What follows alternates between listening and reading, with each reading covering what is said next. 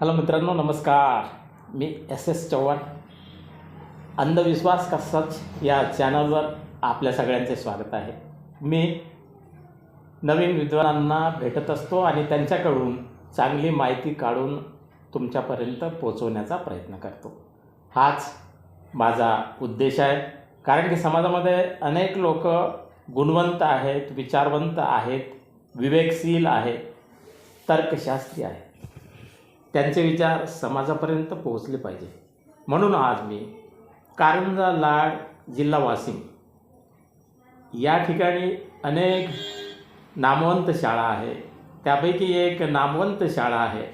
नामवंत याच्यासाठी म्हणतो मी की अनेकदा मी जेव्हा इंटरव्ह्यू घ्यायला जातो तेव्हा त्यांचे वडील म्हणतात की माझा मुलगा JDला शिकला, माझी मुलगी JDला शिकली. फार अभिमान वाटतं मला. वसंत राठोड सर, त्यांचेही मुलं इथं शिकले. नामवंत लोकांना भेटलो, त्यांचेही मुलं JD चौऱ्यातच शिकले. आणि त्या ठिकाणी जे मुख्याध्यापक आहे, आता त्यांनाच भेटतो आणि त्यांनाच विचारतो असं मनात ठरवलं होतं. तर आज मी जोशी सरांना भेटायला आलो. नमस्कार सर. नमस्कार. तर जास्त काही मी बोलणार नाही, जास्त वेळ घेणार नाही. सरांना प्रश्न आहे की तुमचं बालपण, शिक्षण आणि नोकरी हा जो प्रवास आहे, थोडक्यामध्ये सांगा बरं आम्हाला. माझं पूर्ण नाव श्रीनिवास राघवेंद्र जोशी. वडील माझे संस्कृतचे विद्वान होते. आजही गावामध्ये त्यांचं नाव आहे. आणि देऊळगाव राजा येथे देऊळगाव राजा हायस्कूल या शाळेमध्ये माझं बालपण गेलं. तिथला जो वर्गमित्रांसोबतचा जो अनुभव जगण्याचा इतका समृद्ध आहे की आजही ते सर्व मित्र सोबत आहेत. तिथे 10वीमध्ये मी हिंदी संस्कृत विषयामध्ये महाराष्ट्रातून प्रथम होतो. 1988 साली 4 मार्कांनी माझा 10वीला मेरिट हुकला. पण त्यानंतर घरची जी परिस्थिती होती त्याच्यामुळे थोडे वळणं घेत जे जीवन पुढे मला घेऊन गेलं. त्यानंतर मी छत्रपती संभाजीनगर म्हणजे औरंगाबाद जुनं, तर त्या शहरामध्ये संस्कृत आणि इंग्लिश लिटरेचर या 2 विषयामध्ये BA केलं आणि जालन्यामध्ये BEd केलं. त्यानंतर देऊळगाव हायस्कूलमध्ये 1 वर्ष नोकरी करून त्यानंतर सुप्रसिद्ध अशा कारंजा लाडमधील JD चवरे विद्यामंदिरामध्ये 28 वर्षांपासून जे नोकरीला लागलो ते आजता कायम आहे. आणि एवढ्या वर्षामध्ये सतत विद्यार्थी नवीन पाहायला मिळाले, सुंदर अनुभव आले. आणि विद्यार्थी घडवताना जो आनंद असतो आणि नंतर विद्यार्थी प्रगती घडल्यानंतर पुन्हा भेटायला येतो, तेव्हा ते पालक आणि विद्यार्थी यांचा जो आनंद असतो ते पाहताना आपलं शिक्षकी जीवन सार्थक लागलं असं मला वाटतं. फार चांगलं मोलाचं काम तुम्ही करत आहात सर. आणखी किती वर्ष राहिले आहे तुमच्या सेवानिवृत्तीला? आता जवळपास 4.25 वर्ष इथून पुढे. हो का? हां, नोकरी मी करेन. म्हणजे 58मध्ये सेवानिवृत्ती असते, 58 वर्षांनी. 2030मध्ये माझी सेवानिवृत्ती आहे. हो का? फार छान. असंच कार्य तुमच्या हातून नेहमी घडत राहा. हो, कारण शाळेची जी व्यवस्थापक मंडळी जागरूक आहे आणि त्यांची विद्यार्थ्यांच्या दृष्टीने सतत काहीतरी नवीन करण्याची तळमळ असते. सोबतच शाळेचा जो शिक्षक वर्ग आहे तो प्रगल्भ आहे, आपापल्या विषयामध्ये तज्ज्ञ आहे. विद्यार्थी घडवण्याच्या दृष्टीने सर्वच शिक्षक हे सदैव धडपडतात, त्यांचं सहकार्य मिळते. म्हणून आपण विद्यार्थ्यांना चांगल्या प्रकारे तयार करणं हे सहज शक्य होते. हो, चांगली गोष्ट आहे ना. कारण की शिक्षकच या देशाचा शिल्पकार आहे. बरोबर आहे. त्या शिल्पकारांवर थोडंसं लक्ष ठेवणं, त्यांचं सहकार्य घेणं आणि आकार देण्याचं काम तुम्ही करत आहात सर. नक्कीच असंच चालू द्या. आणि पुढे मला असं विचारायचं आहे सर की तुमच्या JD चौरे या शाळेची क्रेजच काही और आहे. बरोबर आहे. कारंजामध्ये आणि या पूर्ण तालुक्यामध्ये, जिल्ह्यामध्ये सुद्धा. बरोबर आहे. कारण की आजूबाजूचे जे पालक आहे, शेतकरी आहे, ते कारंजाला येऊन राहतात भाड्याने आणि विद्यार्थ्यांना आपल्या शाळेमध्ये टाकतात. बरोबर आहे. खरोखरच काहीतरी आकर्षण आहे, काहीतरी गुरुत्वाकर्षण आहे तुमच्या शाळेचं. बरोबर. याचं कारण असं की 1929 पासून असणारी ही शाळा. अच्छा. आणि म्हणजे या स्वातंत्र्याच्या पूर्वीची शाळा. अच्छा अच्छा. आणि या शाळेचं योगदान आपल्या देशकार्यामध्ये हे मला उल्लेख करावा लागेल. सांगा. की ज्ञानेश्वर पासोबा काळे नावाचे एक गुरुजी, त्यांनी आपल्या कारंजाच्या एका चौकामध्ये देशप्रेमानं भरलेलं भाषण दिलं म्हणून ब्रिटिश सरकारनं त्यावेळेस तुरुंगात टाकलं त्यांना. अरे बा. देशासाठी तुरुंगात जाऊन आलेले या शाळेचे जुने शिक्षक. तर अशी जी मंडळी आहे त्यानंतर अगदी सर्व कारंजाला परिचित असणारे अत्यंत आदरणीय असे व्यक्तिमत्व म्हणजे स्वर्गीय धामक्कर गुरुजी. अच्छा, धामक्कर. तर धामक्कर गुरुजींनी जो पायंडा पाडला तर तोच पुढील जे सर्व मुख्याध्यापक आणि शिक्षक लोक यांनी तो वसा चालवला, ज्ञानाचा वसा, त्यांचा आदर्श घेऊन. बस. आणि आम्ही त्या परंपरेचे आम्ही पाईक आहोत. तर आम्हाला या परंपरेचा लाभ झाला.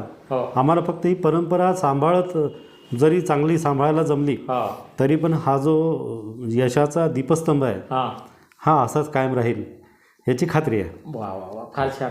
आणि विशेष म्हणजे तुमच्या शाळेतर्फे विद्यार्थ्यांसाठी, पालकांसाठी कोणते चांगले उपक्रम तुम्ही राबवता आणि विद्यार्थ्यांच्या मनातील अंधश्रद्धा दूर व्हाव्या यासाठी वैज्ञानिक दृष्टिकोन तुम्ही आणता, तर काही उपक्रम असतील तर तुम्ही सांगू शकता सर? हो, आमच्या कारण की इतर शिक्षकांनी, इतर शाळेतील मुख्याध्यापकांनी तुमच्यापासून काहीतरी प्रेरणा घ्यावी असं मला वाटतं. नक्कीच. तर तसंच आजच्या काळात सर्वच लोक जागरूक झालेत.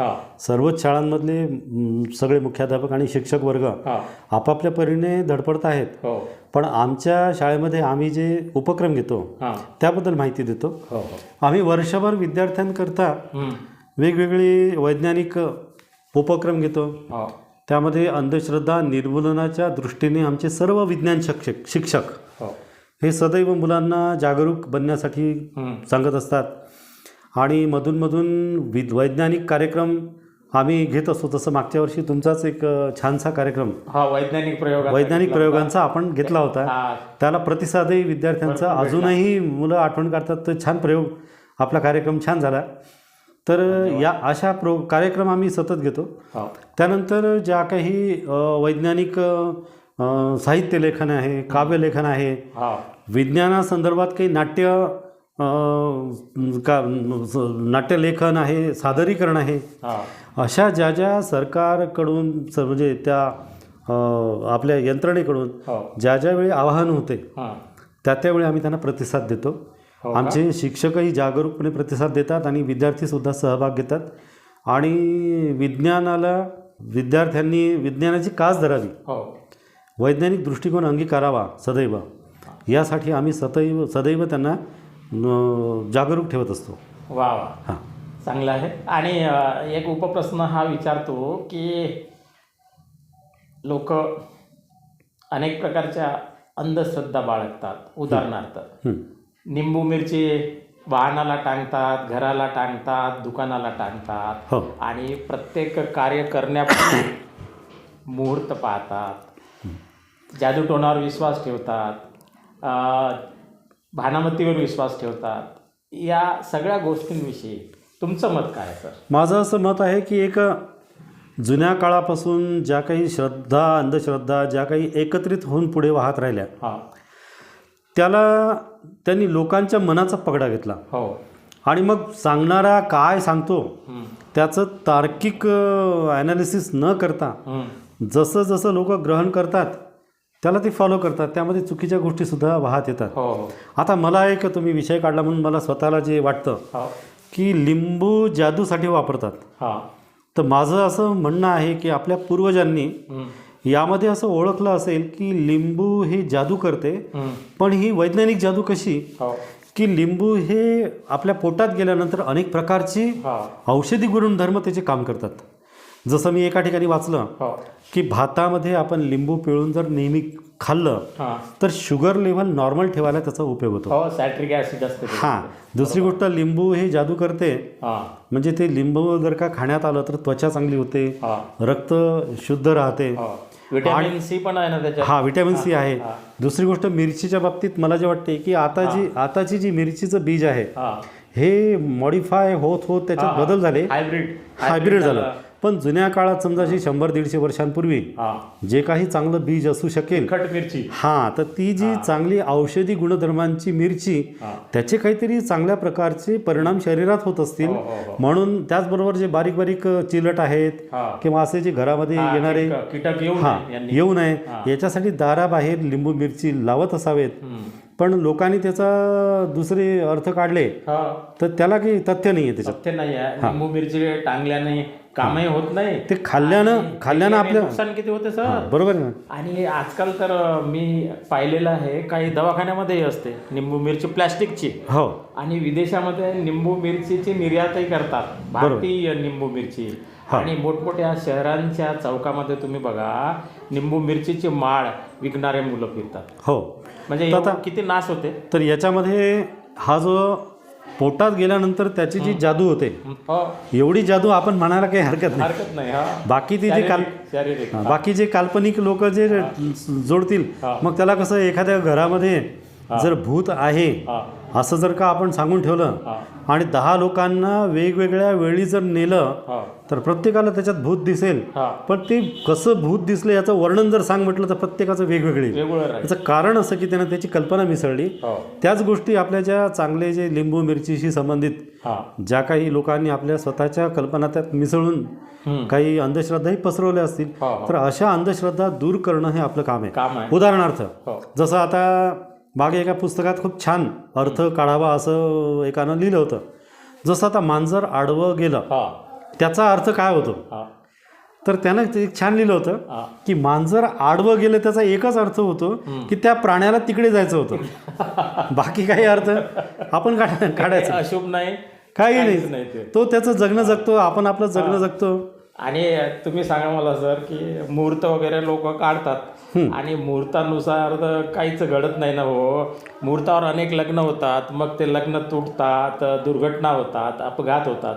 याला आता कसं आहे की जुन्या लोकांनी कुठेतरी एक चांगली वेळ शोधावी म्हणून प्रयत्न केला, परंतु लोक टाइम टेबल शाळेचा असतो तसा, परंतु लोक आपल्या वेळेनं तसंही मुहूर्त न पाळता लग्न होतात. 11 वाजताचं मुहूर्त असते, लेट होतात. तर मग त्यामुळे ते मुहूर्त पाळलं जातच असंही नाही. त्यामुळे सांगा बरं थोडंसं समाजाला की वेळेवर त्यांनी लग्न लावायलाच पाहिजे, जी वेळ लिहिलेली असते की नाही. हा जो मुहूर्त भाग आहे हा एक वेगळा प्रकार अभ्यास आहे. आपण मला असं वाटतं की त्याच्यावरती नंतर सविस्तर आपण बोलू. परंतु लोक मुहूर्त काढून त्याप्रमाणे चालतही नाही. तर मग जसं करायचं असेल तर न पाहिलेलं बरं. बरोबर आहे ना. कारण की 3-3 तास त्या लोकांना, वऱ्हाडी लोकांना, पाहुण्यांना बसून ठेवतात. आपल्या भूक लागते सर. आपल्या पूर्वजांनी निसर्गाशी निगडीत सगळ्या या गोष्टी बसवल्या होत्या. पण आता निसर्गाचा माणसानं सगळा अगदी सत्यानाश करून टाकला. त्यामुळे या गोष्टी आता त्यातल्या काही गोष्टी आपल्याला अर्थ लागत नाही. टाइम इज मनीला महत्व दिलं बरोबर असं मला म्हणायचं आहे. आणि आपल्या सोयीनुसार तारखा काढा, आपल्या सोयीनुसार, इतरांच्या सोयीनुसार, सुट्टीच्या दिवशी बरोबर आहे सगळं कार्य करा. हेच आपल्याला म्हणायचं आहे. सरांना सुद्धा हे म्हणायचं आहे. मित्रांनो, सर एक साहित्यिक आहे, लेखक आहे, चारोळ्या लिहितात, भरपूर त्यांना येते. तर एक सामाजिक त्यांची कविता मला फार आवडली होती, मी ऐकलेली आहे. तर त्या कवितेच्या काही ओळी सर आपल्यासमोर प्रस्तुत करतील आता. तर सर तुम्हाला विनंती आहे, कराल प्रस्तुत. बघा आता मी वेगवेगळ्या प्रकारच्या कविता लिहिलेल्या आहेत. त्यामध्ये काही चारोळ्या आहेत, काही मोठ्या कविता आहेत, काही गंभीर कविता आहेत, तर काही विनोदी पण आहेत. तर एक छोटीशी विनोदी चारोळी, व्यंगात्मक. आता आजच्या समाजामध्ये जे वेगवेगळ्या समस्या आहेत त्यातली एक आहे की अतिक्रमण. माणसाला आजच्या काळामध्ये अतिक्रमण करायला एवढं आवडू लागलं तर मी विचार केला की माणूस जिवंतपणीच कशाला, मेल्यावरही जर अतिक्रमण करायची संधी मिळाली तर अशी कल्पना करून एक 4 ओळी त्या सांगतो. बिलकुल. काल म्हणे कुठेतरी अजब गुन्ह्याची नोंद झाली, गाडलेल्या मुडद्यांनी अतिक्रमणावरून हां. परस्पर विरोधी तक्रार केली. अच्छा, बढिया. आता ही झाली चारोळी. हो. पण आणखी एक विडंबन कविता मी एक मोठी लिहिलेली, त्याच्या थोड्याशा ओळी तुम्हाला वाचून हो दाखवतो. हो, वाचा सर. आपल्या अवतीभोवतीची परिस्थिती आहे, हं. खास करून राजकीय गोष्टींमध्ये व्यक्तींवर कधी कोणावर टीका करणार नाही, हो. तो विषय पण नाही. नाही नाही. परंतु या निवडणुकीमध्ये जो काही सामान्य कार्यकर्ता असतो, हो. कोणत्याही पक्षाचा, मला कुठल्याही पक्षाशी काही देणं घेणं. उल्लेख नाही, हां, त्याचा काही आपल्याला करायचं नाही, हो. पण कोणत्याही पक्षाचा म्हणा, अपक्ष असणाऱ्या व्यक्तीचा हां. जो कार्यकर्ता असतो त्याची जी वाईट परिस्थिती होते त्याच्याही नकळत, हां. तर कार्यकर्त्याला कधी जाणवलं तर त्यानं ही कविता आत्मचिंतनासाठी जरूर घ्यावी. हो. मोठी कविता आहे, मी आता लवकरच माझ्या यूट्यूब चॅनलला मी लावेल, तर त्याच्या काही ओळी मी वाचून दाखवतो. हां. त्याचं हेडिंग असं आहे, हां. मी साहेबांचा निष्ठावंत कार्यकर्ता, हां. मी सुख करता मी दुःख हरता, मी सुख करता मी दुःख हरता, हां. साहेबांच्या असंख्य कार्यक्रमांचा करता करविता, अच्छा. हां. तरीही शेवटी उरतो कामापुरता अन नावापुरता, माझा मान मोठा तोही नावापुरता, हां. मी साहेबांचा निष्ठावंत कार्यकर्ता. कार्यकर्ता. कुठल्या पक्षाचा म्हणून सांगू, हां. कुठल्या पक्षाचा म्हणून सांगू, साहेब ठरवतील तिकडे वळणार, साहेबांनी पक्षांतर करताच हां. नव्या कमानी खालून पळणार. अच्छा, त्यांच्या मागे मागे. साहेब ज्या पक्षात जातील हां. त्याच्या मागे मागे हा कार्यकर्त्याला जावंच लागणार. हो, बरोबर आहे ना. कोणत्या पक्षाचा म्हणून सांगू, हं. साहेब ठरवतील तिकडं वळणार, हां. साहेबांनी पक्षांतर करताच नव्या कमानी खालून पळणार, हां. नेहमी उत्साह दांडगा माझा पण आतल्या आत जळणार, हां. साहेब आणि त्यांचे चमचे मला वापरतात सतरंजी उचलण्यापुरता, मी साहेबांचा निष्ठावंत कार्यकर्ता. बढिया. ही आता याची एक स्टॅन्झा झाली. हो. अशा पुढे 3 ते 4 स्टॅन्झाज आहेत. हां. मी यूट्यूब चॅनलला ही पूर्ण कविता लावणारच आहे या 4-8 दिवसांमध्ये, तेव्हा सर्वांना ती पाहायला मिळेल. हो. पाहिलं मित्रांनो की कार्यकर्ते काय करतात आणि त्यांची मजबुरी असते एक प्रकारे, जिकडं साहेब तिकडं कार्यकर्ते. आणि जे मतदार आहे सर, हो. मतदारांची स्थिती काही वेगळी नसते. हो, कवी विठ्ठल वाघ यांचं नाव ऐकलं असेल, बरोबर आहे, मला माहिती आहे. ते हो. म्हणतात की आम्ही मेंढर कोणी यावं हाक लावं, 5 वर्षाच्या बोलीनं होतो आमचा लिलाव. वा. म्हणजे हे कार्यकर्ते असे असतात. त्याचबरोबर सरकार जर चुकीचं काम करत असेल तर दोष त्यांचा नाही आहे, दोष त्यांना पाठवणाऱ्यांचा आहे, असं मला म्हणावंसं वाटते. आता तुम्हाला काय वाटते तर तुम्ही ठरवू शकता मित्रांनो. कारण की पूर्वीच्या काळामध्ये म्हणायचे की यथा राजा तथा प्रजा. बरोबर आहे. आता यथा मतदाता तथा सरकार. 1500 घेता त्यांना मत देता, त्यांच्यामध्ये लायकी नाही तरी सुद्धा ते शासन करतात. असे बहुसंख्य आहे जे प्रामाणिक असतील त्यांचं अभिनंदन करूया, आहे की नाही सर? बरोबर आहे. कारण की भ्रष्टाचाराची कीड सगळीकडे लागलेली. जेही राजकारणी कोणत्याही पक्षामध्ये देशसेवा करतील, ते आपण सर्व त्यांचा आदर करू. कोणत्याही पक्षाचे असतील, कोणता पक्ष बस देशाचं कोणता नाही, देशाचं काम करणाऱ्या प्रत्येक राजकीय पक्षाला आपण आपल्या मनात आदरच आहे. हो हो, बिलकुल. आणि तसं सर्वांनीच देशसेवा करावी अशी आपली सर्वांकडून अपेक्षा राहील. फार चांगले विचार आहे तुमचे. आणि तुमच्या या कवितेच्या या 4 ओळीच्या माध्यमातून कळलं श्रोत्यांना की तुम्हाला काय म्हणायचं आहे. तर सर, छान तुम्ही कविता वाचन केलं. एखाद्या वेळेस कविता वाचनामध्ये भेटू आपण. नक्की. आणि पुढचा प्रश्न माझा हा आहे सर की पालक आणि विद्यार्थी व मोबाईल याच्यामुळं सगळं काय झालेलं आहे, कन्फ्युजन ही कन्फ्युजन आहे. बरोबर आहे. सोल्युशन का पता नाही. बरोबर. बरं, पालकांसाठी, विद्यार्थ्यांसाठी आणि शिक्षकांसाठी ॲज HM हेडमास्टर तुम्हाला काही सांगायचं आहे का, मार्गदर्शन करायचं आहे का, सांगा. मी एक सहज म्हणून संवाद साधू इच्छितो. सांगा. मी एक इंग्लिशचं एक पुस्तक वाचत होतो. त्याच्यामध्ये एक छान अशा छोट्या छोट्या स्टोरीज होत्या हो बोधप्रद. बर. त्याच्यात एक छान वाक्य आहे हं. जे मी माझ्या मनामध्ये कोरलं. हो म्हणजे एक पालक म्हणून आणि शिक्षक म्हणून हो फार कामाचं आहे ते. चालेल. तर जेवढे काही पालक बंधू भगिनी जे हे पाहत असतील हो त्यांना ते वाक्य मी सांगू इच्छितो.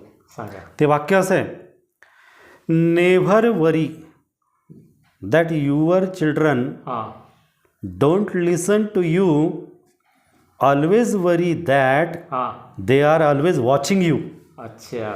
म्हणून आपले जे मुलं विद्यार्थी आपल्याला फॉलो करतात, CCTV सारखे. बरोबर. हां. त्यामुळं आपणच जर मोबाईल जर घेऊन दिवसभर बसलो हं. तर आपल्या मुलांना आपण काय सांगणार. तेच तर. दुसरी गोष्ट ही की मोबाईलचा वापर जास्त का नको की आपल्या आरोग्यावर परिणाम होतो. बाकीच्या गोष्टी बाजूला ठेवून देऊ. हो मोबाईलमुळं डोळे खराब होतात, हां. त्वचेवरही परिणाम होत असतील, हो हो. मनाला चिडचिड होते. मानसिकता. आणि माझं म्हणणं आहे की जे विद्यार्थी साधारणतः टीन एजर्स आहेत, हो. 13 to 19, हं. या काळामध्ये त्यांची जी शारीरिक मानसिक वाढ होत असते आणि शरीरातले जी रसायनं ॲडॉल्सन्स. त्याचे जे काम करत असतात, हं. तर या मोबाईलच्या रेडिएशननं हो मेंदू आणि त्यातून स्रवणारी हितकारक रसायने हं. याच्यावर मोबाईलचा काही घातक परिणाम होतो का, हां. हे आपल्याला पाहावं लागेल. आणि माझं म्हणणं आहे की 100% होतो. आणि मुलांना माझं म्हणणं आहे की विद्यार्थ्यांना हं. की तुम्ही जर आता इतका जवळून मोबाईल पाहत असला हां. तर त्याचे रेडिएशन्स कंटिन्यू तुमच्या डोळ्यातून मेंदूत जातात, हां. त्वचेवर परिणाम होतो. हां. तर 15-20 वर्षानंतर तुमची त्वचा खरंच चांगल्या क्वालिटीची राहील का, हा प्रश्न आहे. शक्यच नाही आहे. नक्कीच. बरोबर. त्यामुळे मोबाईलमुळे हां. चिडचिडेपणा, निद्रानाश असे अनेक विकार होतात. विकार होतात. अशा समस्या वाढत चालल्या असं मी लागत बऱ्याच नाही सर मुलांना. आई पण काही असतात ना, हो मुलगा रडायला लागला, हो. त्रास द्यायला लागला की मोबाईल देऊन टाकतात. तर असं त्यांना सांगा बरं काही असे मॅडम. भगिनी वर्गांनाही हेच म्हणणं आहे हां की फक्त एकच प्रश्न आहे हां. भगिनी वर्गाला, बरं. तळमळीनं विचारतो आणि तळमळीनं विचार करून त्यांनी त्यावर काय ते ठरवावं हां की तुम्ही लहान असताना जर तुमच्या आईवडिलांनी तुम्हाला अशा छोटे बाळ असताना मोबाईल दिला असता हां तर आज तुम्हाला ते आवडलं असतं का. आवडलं असतं का. नाही, नक्कीच नाही. हां. मग तुम्हाला जर का तुम्ही बाळ असताना तुम्हाला मोबाईलच्या ताब्यात देणं जर आवडलं नसेल हो. तर आज तुमच्या बाळांना तुम्ही मोबाईल देऊ नका. कारण त्यांच्या शरीरावर वाईट परिणाम होतो ना. बरोबर आहे. आपल्याला दुसरा उद्देश काय की त्यांचं मानसिक संतुलन चांगलं राहावं, आरोग्य चांगलं राहावं, हो. शरीर चांगलं राहावं, एवढाच उद्देश. हो. आणि मुलांनी सर कोणते खेळ खेळायला पाहिजे आजकाल सांगा. खरं तर मुलांनी मैदानी खेळ पहिल्यांदा खेळले पाहिजे. बरं. सर तुम्हाला आठवत असेल, मैदान तर जास्त नाहीच आहे. हो बरोबर आहे, मध्ये सुद्धा पण आपल्या टेरेसवरती सुद्धा खेळू शकतात. बरोबर. काही पळापळीचे खेळ आहेत. कॉलनीतही ओपन स्पेस असते, हो. तिथेही खेळू शकतात. बरं. तुम्हाला आठवत असेल सर, तुमची आणि माझी पिढी, हां. आपलं बालपण नुसतं खेळण्यात गेलं. खास करून कबड्डी, गिल्ली दांडू, कंचे, लंगडी, लपंडाव, क्रिकेट, आपण हे असे अनेक खेळ आपण खेळत होतो. हो हो हो. आणि मैदानी खेळ, पळापळी, यामुळे आपण मजबूत बनलो. आपलं माइंडसुद्धा, आपलं जे मन आहे ते सुद्धा सशक्त बनलं. त्याला कारण मैदानी खेळ. त्यामुळे मुलांनी खरोखर खेळाकडे काहीतरी वेळ द्यावा. नुसतं खेळत बसणं यांना आजच्या पिढीला जमणार नाही. आपण लहानपणी खेळत होतो, नुसतंच खेळत होतो काही काळ, आपल्याला चालून गेलं. आज या मुलांसमोर मोठाले आव्हान आहेत. पण यांनी अभ्यास करावा, जरूर वेळ द्यावा. परंतु हे करत असताना मध्ये मध्ये थोडंसं खेळ त्यांनी खेळले पाहिजे. त्यामुळे त्यांना आरोग्य चांगलं राहील. बरं सर, आणखी एक उपप्रश्न विचारतो वाचनाविषयी. हो. विद्यार्थ्यांनी आजकाल जास्त वाचन कमी केलेलं आहे. बरोबर. म्हणजे जास्त वाचतच नाही. तर त्यांनी कोणत्या प्रकारची पुस्तकं वाचायची. मला लहानपणापासून वाचनाची आवड असल्यामुळे हो माझं सरळ म्हणणं आहे की वाचनामुळे जो आनंद मिळतो तो दुसरा कशातच मिळत नाही. बरोबर आहे. त्यामुळे विद्यार्थ्यांनी, मित्र आहे पुस्तक आपला, हो, विद्यार्थ्यांनी त्यांचं मानसिक आरोग्य वाढवणारे महापुरुषांची चरित्रे वाचावी. अच्छा अच्छा. आपल्या भारताला, महाराष्ट्राला दिशा देणारे असंख्य महापुरुष, हो, क्रांतिकारक हे प्रेरणादायी इतिहास निर्माण करून गेले. त्यांचा इतिहास, त्यांचं आत्मचरित्र, त्यांच्यावर लिहिलेले चरित्र, अशी पुस्तके मुलांनी, प्रेरणादायी पुस्तके वाचावी. सुंदर सुंदर कविता, नंतर लेख, वेगवेगळ्या प्रकारची नाटकं, असं समृद्ध दालन आपल्या मराठीतही उपलब्ध आहे, इंग्लिश लिटरेचरमध्ये आहे, हिंदीमध्ये मुंशी प्रेमचंदांसारखं साहित्य, मुंशी प्रेमचंदांचं गबन, कर्मभूमी, मानसरोवरचे जे भाग आहेत ना, माझा एक सल्ला राहील की हरवत चाललेली नीतिमूल्ये, समाजातली आणि मानवी शाश्वत मूल्ये ही पुन्हा आणण्यासाठी, जसं श्यामची आई पुस्तक मुलांसाठी आवश्यक आहे, साने गुरुजींचं, तसं यांचं मुंशी प्रेमचंदांचं मानसरोवर हे सगळ्यांनी वाचावं. मुलांनी, मोठ्या माणसांनी खास वाचलं पाहिजे. बरोबर आहे. आणि सर, तुम्हाला आठवत असेल की डॉक्टर बाबासाहेब आंबेडकर यांनी सुद्धा असं म्हटलं होतं की पायात चप्पल नसली तरी चालेल, परंतु पुस्तक घ्या. आणि त्यांचं वाचन, महाराजही म्हणायचे ना, शाळेत घाला म्हणून मुलांना, त्यांना पुढे जाऊ द्या. रामजी आंबेडकर तुम्ही कसं केलं ते बरोबर आहे. तुम्ही उदाहरण दिलं म्हणून पुन्हा सांगतो. सांगा. डॉक्टर आंबेडकरांचं पुस्तक प्रेम हे इतकं जगमान्य, मूल्यवान आहे की ते 18 तास सतत वाचत बसायचे आणि मोठ्या उत्साहाने. तर त्याचंच जे काही विद्वत्ता, त्यांची जी प्रगल्भता जी अफाट झाली, नॉलेज आलं, समुद्रासारखी खोल आणि आकाशासारखी विशाल, सिम्बॉल ऑफ नॉलेज बनली, ही जी प्रतिभा वाढली, तर अशी जी वाचन करणारी माणसं आहेत. आता डॉक्टर बाबासाहेब आंबेडकर आहेत, स्वामी विवेकानंदांची पुस्तकं आहेत, आणि स्वाध्याय परिवाराचे पांडुरंग शास्त्री आठवले, मुंबईची अख्खी एशियाटिक सोसायटी त्यांनी पालथी घातलेली आहे, सगळी पुस्तकं वाचून झाली त्यांची. मग अशी अनेक पुस्तके. डॉक्टर श्रीकांत जिचकारांचं उदाहरण मला द्यावंच वाटतं.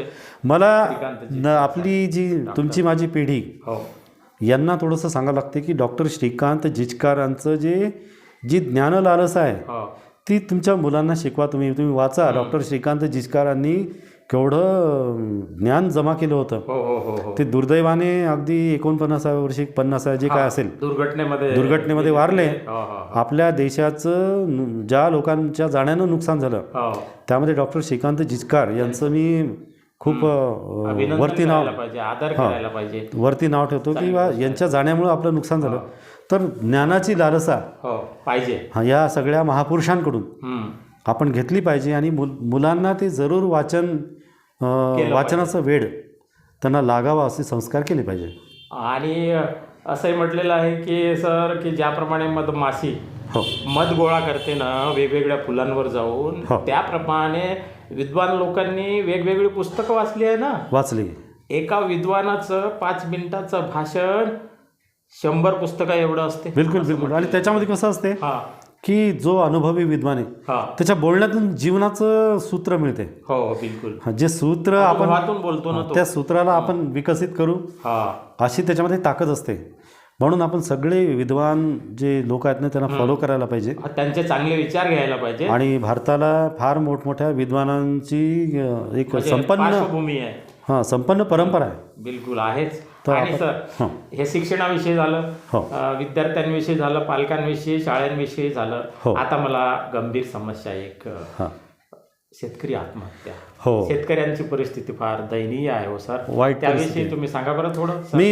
समाजाला माझी एक कविता आहे का? आहे. बरं, त्याच्या 4 ओळी तुम्ही वाचून दाखवू शकता. शेतकरी हा आपला अन्नदाता.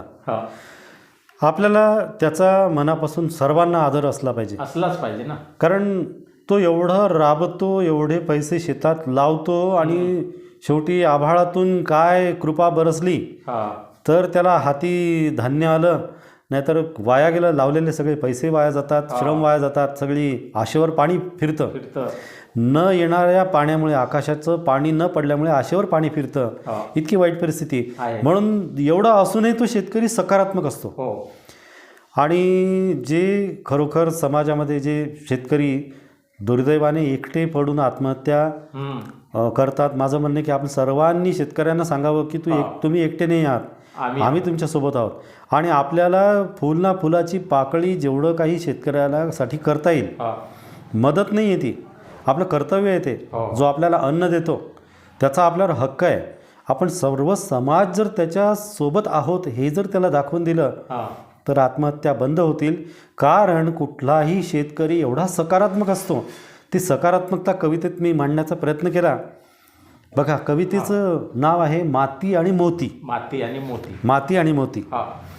तो एक शेतकरी काय म्हणतो की आता उदाहरणार्थ आपल्या इकडे पाऊस पडला नाही किंवा अतिवृष्टी झाली, दुसरीकडे कुठेतरी प्रांतात चांगलं पीक आलं, त्या दुसऱ्या शेतकऱ्याला खूप काही मिळालं, आपल्या इकडच्या शेतकऱ्याला काहीच मिळालं नाही. पण तो शेतकरी दुसऱ्याला मिळालं म्हणून दुःखी नाही होतो.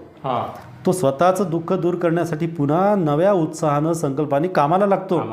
हे मी त्याच्यात मांडण्याचा प्रयत्न केला. दुसऱ्याला मिळालं त्याचा आनंद मानणारा वर्ग म्हणजे शेतकरी आहे. तर तो काय म्हणतो बघा, माती आणि मोती. एवढं राब राब राबल्यानंतर, एवढं राब राब राबल्यानंतर तुझ्या ओंजळीत आले मोती आणि माझ्या हाती माती. अरे बाबा, म्हणजे भाव नाही मिळत. पण हरकत नाही. मला ठाऊक आहे, मला ठाऊक आहे याच मातीत असते रुजवण्याची असीम क्षमता. म्हणून पुनश्च एकदा राब राब राबून याच मातीतून मी पिकवेन मोती. ओंजळभर नाही आभाळभर. अच्छा अच्छा अच्छा. तर असा जो शेतकऱ्याचा संकल्प, त्यांच्यामध्ये हिंमत. कारण की तो सर सट्टा लावण्यासारखाच निसर्गाशी सट्टा आहे. निसर्गाशी सट्टा आहे तो. म्हणजे शेतीमध्ये टाकून देतो अन्न आणि तो घरी बसतो, त्याला झोप लागत नाही. आता जंगली प्राणी सगळे पिकाची नासाडी करतात, फार भाव मिळत नाही आणि वैतागला आहे तो. शेवटी हाती धान्य येईपर्यंत आपलं नसते. निसर्गातून केव्हाही काय संकट, नैसर्गिक संकट येईल आणि सांगू शकत नाही. काही शेतकरी सर भाजीपाला, तर सरांनी सांगितलं आपल्याला की शेतकऱ्यांची कशी दैना झाली. राष्ट्रसंत तुकडोजी म्हणून गेले होते सर. काय म्हणायचे ते, जब किसानों की होगी भलाई हमने खुशियाँ मनाई, हमने खुशियाँ मनाई. बरोबर. परंतु सध्याच्या काळात काय झालेलं आहे सर, धिंगाणा झाला धिंगाणा, शेतकऱ्यांचा झाला धिंगाणा. बरोबर आहे. म्हणून शेतकरी निसर्गापासून वैतागलेला आहे, ते त्यांच्या हातात नाही. आणि हे जे व्यापारी आहे, हे जे काही कोणतंही सरकार असो, त्यांना भाव देत नाही वेळेवर. पिचला आहे शेतकरी. शेतकऱ्यांनी जर 2-3 वर्ष सर धान्याचं उत्पादन नाही केलं, काय खाणार सांगा बरं तुम्ही. बरोबर ना, आपल्याला काहीच मिळणार नाही. दगडमाती खाणार का. बरोबर ना. म्हणून मित्रांनो, सरांना मी एक प्रश्न विचारतो की शेतकरी आपल्या शेतीमधून भाजीपाला आणतात आणि शहरातील चौकांमध्ये बसतात, तर आपलं कर्तव्य काय आहे सर सांगा बरं. आपलं कर्तव्य म्हणजे मी स्वतः जे करतो ते सांगतो. सांगा. की भाजी घ्यायला गेल्यानंतर रस्त्याच्या कडेला खेड्यापाड्याहून येऊन बसणारे जे शेतकरी असतात, आशेनं बसलेले असतात, त्यांच्याकडून मी भाजी घेतो. आणि त्याच्यातही मला जर समजा एक भाजी घ्यायची तर मी अजून एखादी जास्ती घेतो. आणि एक गोष्ट मी माझ्या आपले जे प्रेक्षक आहेत त्यांना की विनंतीपूर्वक मी आवाहन करतो की मी जे करतो ती एक गोष्ट जरूर तुम्ही करावी. कोणती, की या ज्या आशेनं बसणारे रस्त्यावरचे जे गरीब शेतकरी आहे याच्या भाजीचा भाव नाही करायचा. अच्छा. मी जसं आता एक मेथीची जुडी समजा 15 रुपयाला एक आणि 2 जुड्या 25 रुपयाला म्हणतो तो, तर मी 30च रुपये देतो त्याला. अच्छा अच्छा. आपल्या कारंजामधल्या जे बायपासला किंवा जयस्तंभ चौक किंवा छत्रपती शिवाजी महाराजांच्या पुतळ्याजवळ, तर तिथे रस्त्यावर बसलेल्या शेतकऱ्यांची भाजी मी जरूर घेतो. कोथिंबीर असो, मिरची असो, मेथी असो, ताजा माल आणतात बिचारे. आपल्या शेतामधून शेतातला ताजा माल मिळतो. मग एवढा ताज्या मालासाठी हा जो माल आहे ना आपल्या इथं कारंजात मिळणारा, मुंबई पुण्यामध्ये जर विकला ना याच्या 4 पट भाव मिळतो.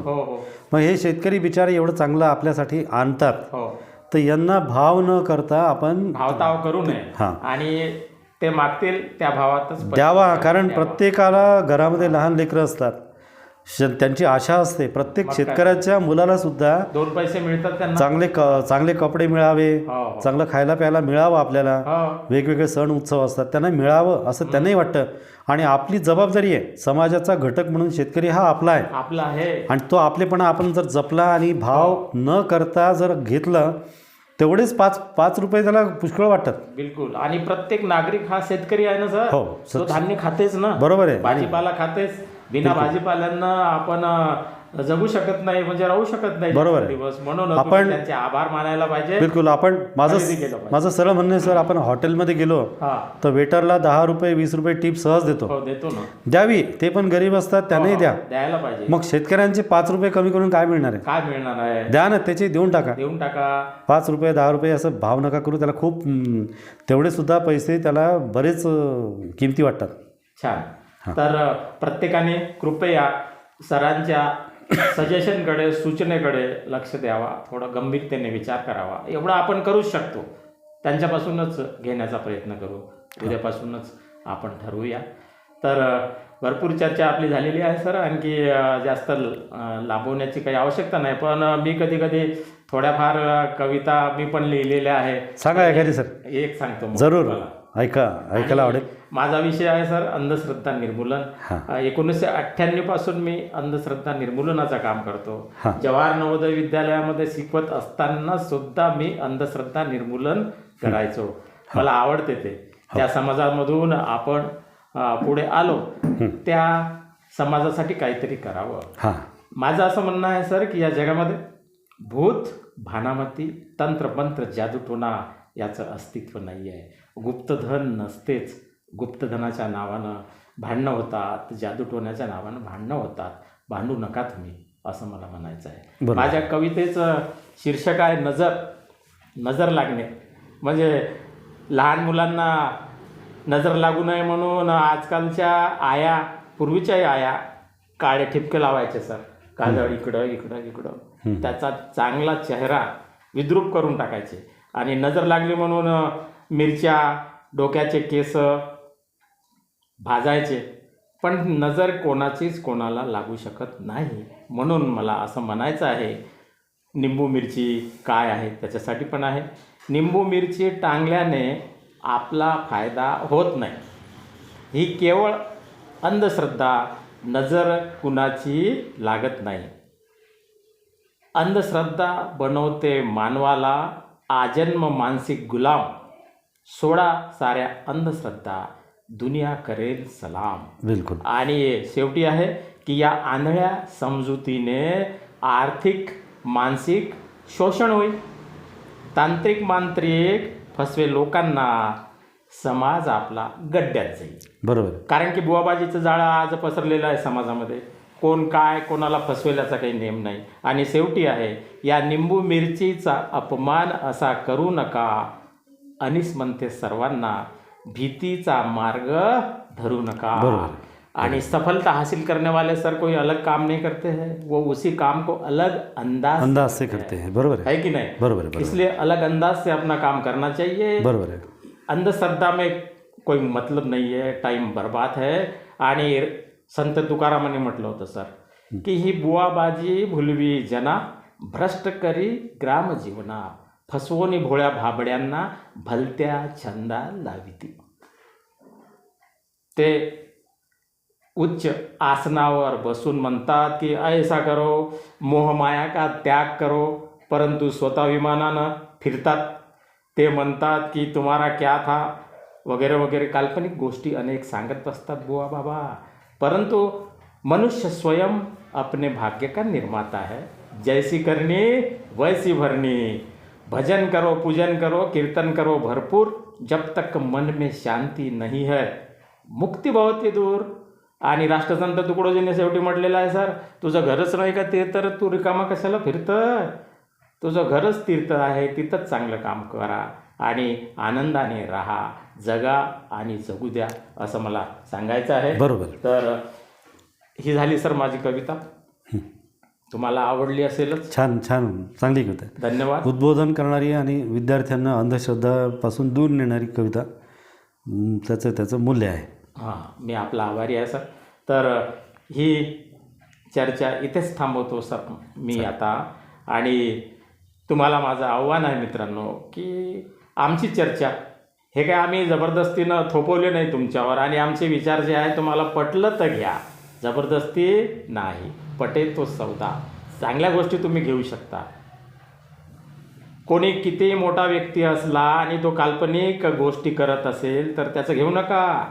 गौतम बुद्धांनी सांगितलेलं आहे. पटलं तर घ्या, त्याच्यानंतरच तुम्ही आपल्या जीवनामध्ये उतरवण्याचा प्रयत्न करा. माझ्या चॅनलला जर तुम्ही सबस्क्राईब केलं नसेल तर सबस्क्राईब करा. आमच्या या व्हिडिओला लाईक करा, शेअर करा, आणि चांगल्या गोष्टी समाजापर्यंत पोहोचवण्याचा आम्ही प्रयत्न करत आहोत. परत भेटूया. एका मॅडमची मुलाखत घेणार आहे मी, आणि भगिनींसाठी फार महत्त्वाची ती मुलाखत आहे. तर आता इथेच थांबतो. तोपर्यंत नमस्कार.